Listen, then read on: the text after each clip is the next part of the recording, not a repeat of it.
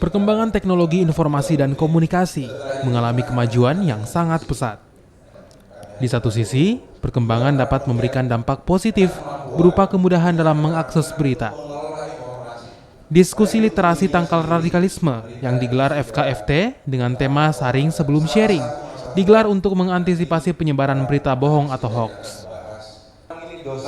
Selain aparat TNI Polri dan pemerintah kelurahan dan desa, kegiatan ini juga diikuti oleh pegiat sosial media, pegiat literasi informasi, dan juga aktivis mahasiswa. Harus penting masyarakat itu tahu bagaimana memverifikasi persoalan-persoalan yang isi pesan yang diterima.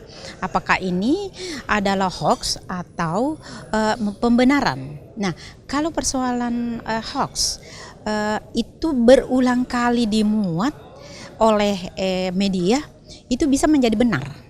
Nah, makanya sangat penting bagaimana melibatkan aparatur ini baik dari Babinsa atau Babin Kantipmas untuk memberikan pencerahan kepada masyarakat di mana dia menjadi daerah wilayahnya menjadi pembina di tempat